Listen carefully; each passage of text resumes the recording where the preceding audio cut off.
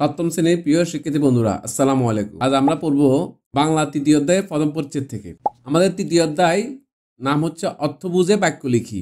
এখানে প্রথম পরিচ্ছেদের শব্দের শ্রেণী ও বাক্যের শ্রেণী। প্রথম পরিচ্ছেদে 28 পৃষ্ঠায় একটা কাজ আছে তোমার জন্য, একটা ছক দেওয়া আছে। তোমাদের ছকটা কি করতে হবে? পূরণ করতে হবে। বিশেষণ, সর্বনাম, বিশেষণ, ক্রিয়া। আমরা ছকটা পূরণ করার আগে আমাদের এখান থেকে কিছু বুঝার আছে, আমরা এটা বুঝবো, দেন আমরা কি করবো?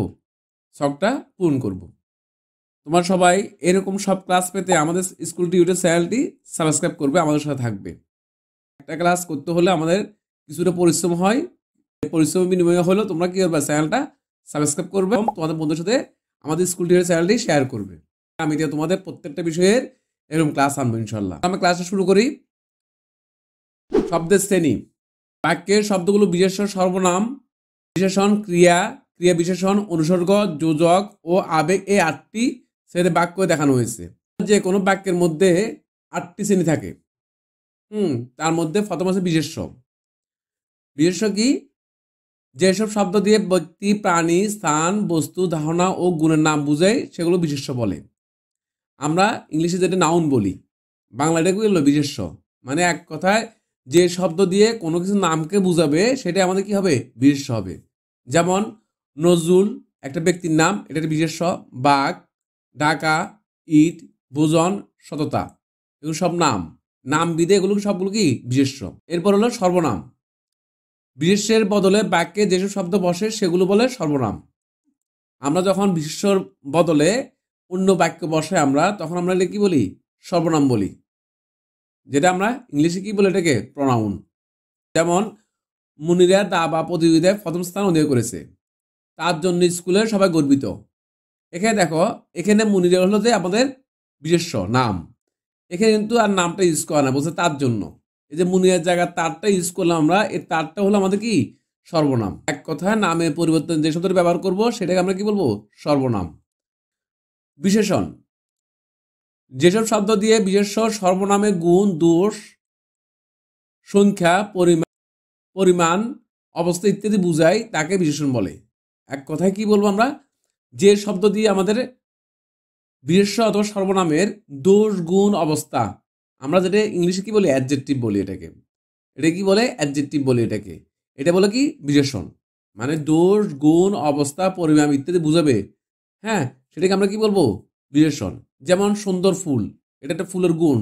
সুন্দর ফুল, এটা আমাদের সুন্দর একটা কি? গুণ, ফুলের গুণ একটা, এই জন্য এটা কি? একটা বিশেষণ। বাজে কথা, বাজে কথাটা একটা দোষ, এই জন্য এটা কি? একটা বিশেষণ। 50 টাকা একটা সংখ্যা বোঝাচ্ছে, পরিমাণ বোঝাচ্ছে, এই জন্য কি? এটা একটা বিশেষণ।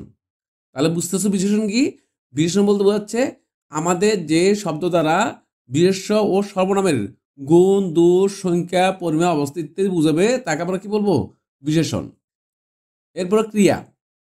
ক্রিয়া অর্থ কাজ। বাক্যের উদ্দেশ্য বা কর্তা কি করে বা কর্তা কি ঘটে বা হয় তার নির্দেশ হয় সেই শব্দ দিয়ে সেগুলো ক্রিয়া বলে।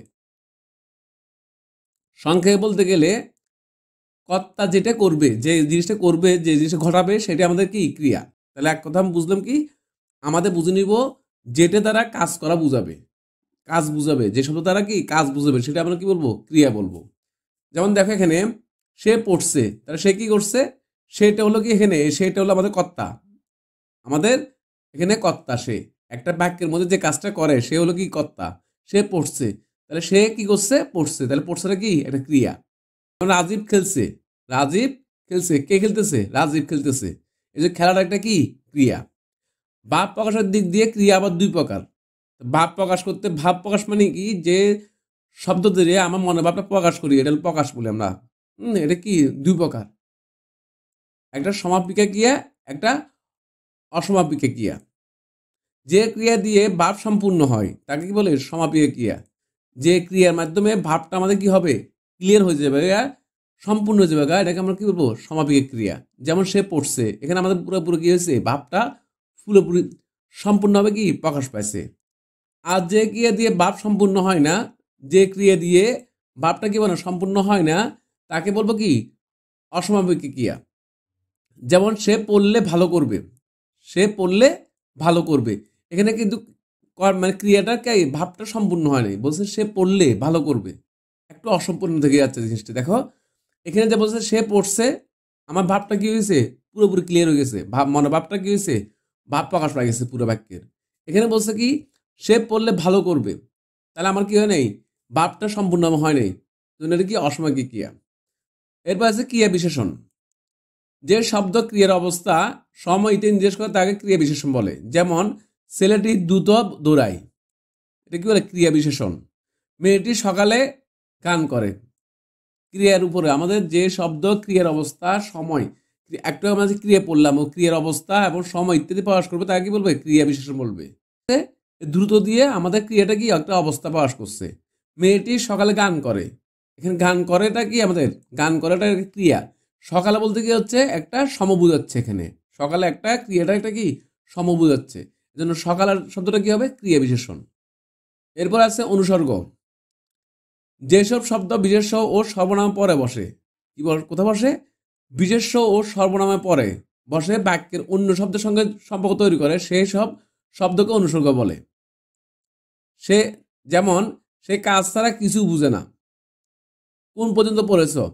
এখানে দেখো অনুসর্গ বলতে আমি আর একটু খুলি বলে জিনিসটা, বিশেষ্য ও সর্বনাম। বিশেষ্য মানে কি, যে কোনো নাম, সর্বনাম মানে কি নামে পরিচিত যেটা বসে সেটা, এর পরে বসবে বিশেষ্য অথবা সর্বনামা কি পরে বসে বাক্যের অন্য বাক্যের সঙ্গে কি সম্পর্ক তৈরি করবে, মানে বিশের সাথে অন্য একটা বাক্যের সাথে কি সম্পর্ক তৈরি করে দিবে, সেই শব্দকে কি বলবো, অনুসর্গ বলবো। যেমন সে কাজ ছাড়া কিছু বুঝে না, যেমন দেখো সে কাজ ছাড়া কিছু বুঝে না, এই যে এই সারা শব্দটা কি আমাদের একটা বাক্যটা যুক্ত করে দিয়েছে আমাদের, সে কাজ কিছু বুঝে না, এখানে যুক্ত হচ্ছে কি সারা, এটা একটা কি অনুসর্গ।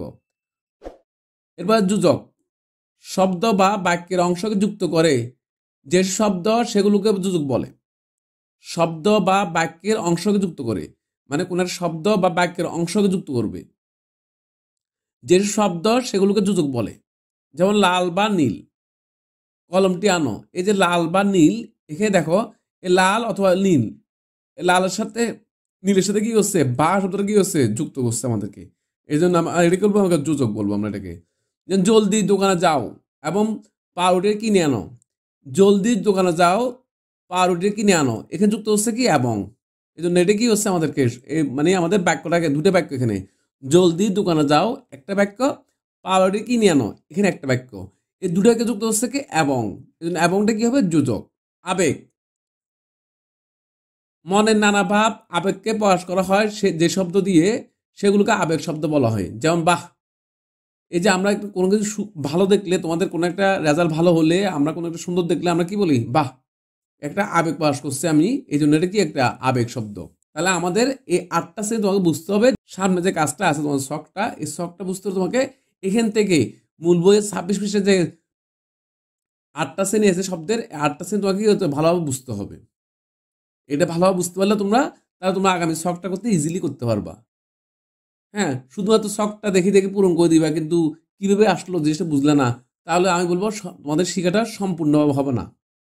তোমরা এখানে বিশেষ্য, সর্বনাম, হ্যাঁ বিশেষণ, ক্রিয়া বিশেষণ, অনুসর্গ, যোজক, আবেগ, এগুলো কি কাকে বলে একটু ভালো করে বুঝে নিবা। প্রয়োজনে এই ক্লাসটা দুবার দেখবা, এটা গ্রামাটিক্যাল অংশ, একটু বুঝতে সময় লাগবে, প্রয়োজনে কি দুবার দেখে নিবা।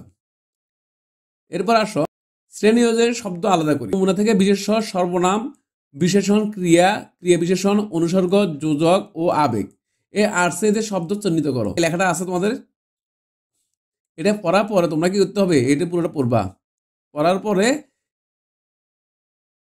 এখানে যে ছকটা আছে, ছকটা তোমাদের কি করতে হবে, পূরণ করতে হবে ওখান থেকে। এখানে বলা আছে দেখো, আগের পৃষ্ঠে নমুনা থেকে চিহ্নিত করে বিশেষ্য, সর্বনাম, বিশেষণ, ক্রিয়া, ক্রিয়া বিশেষণ, অনুসর্গ, যোজক ও আবেগ, এই 8 শ্রেণীতে শব্দ নিচে দেওয়া লেখো।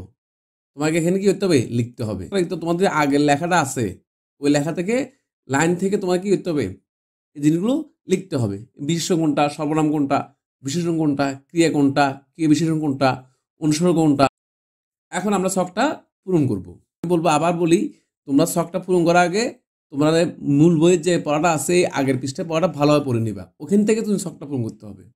আগের পৃষ্ঠায় যে লেখাটা আছে ওখান থেকে, ওটা পড়ার পরে ওখান থেকে কি কি শব্দগুলো আসবে এখানে লিখতে বলছে। এখানে প্রথম ঘরটা আমাদের বিশেষ্য, বিশেষ্যের মধ্যে কি কি আসবে, মধ্যে যে নমুনা লেখাটা দিচ্ছে ওখানের মধ্যে বাংলাদেশ, জেলা, কক্সবাজার, পর্যটক, পৃথিবী, সমুদ্র সৈকত, সৌন্দর্য, মানুষ, আনন্দ, বালি, captain Hiram Cox, East India. এগুলো সবগুলো কি নাম, এজন্য সবগুলো কি বিশেষ্য। কোম্পানি, অফিসিয়াল, পালঙ্কি, পরিচালক, প্রতিষ্ঠান, বাংলাদেশ পর্যটন কর্পোরেশন, মোটেল, হোটেল, দোকান, জিনিসপত্র, হিমসরি, পর্যটক কেন্দ্র, পাহাড়। সবগুলো একটা দেশের নাম। এখানে সবগুলোর শব্দ দিয়ে কি নাম বোঝানো হয়েছে, এজন্য সবগুলো ওই নমুনা লেখার মধ্যে এই সবগুলো ছিল কি বিশেষ্য। এবার সর্বনাম, আমরা কি জানি সর্বনাম মানে কি? সর্বনাম মনে বোঝা যাচ্ছে যে আমরা নামের পরিবর্তে যেটা ব্যবহার করবো সেটা সর্বনাম। দেখো কি কি আছে ছকের মধ্যে, এর, তাদের, কেউ কেউ, তারা, তার, যার। ওই নমুনা লেখাটার মধ্যে এই শব্দগুলো হবে কি সর্বনাম। এগুলো সবগুলো নামের পরিবর্তে ব্যবহৃত হয়েছে। এরপর আছে বিশেষণ। বিশেষণ কি বলছে আমরা, যেটা বিশেষ্য ও সর্বনাম এই দুটার দোষ, গুণ, অবস্থা পরে বুঝাবে ওটা কি বলবে বিশেষণ বলে। আমরা নমুনা থেকে কি কি পাচ্ছি, কি কি পাচ্ছি বিশেষণ? সবচেয়ে আকর্ষণীয়, একজন, ছোট বড়, বাহারি, সুন্দর, রোমাঞ্চকর, বৈচিত্র্যময়।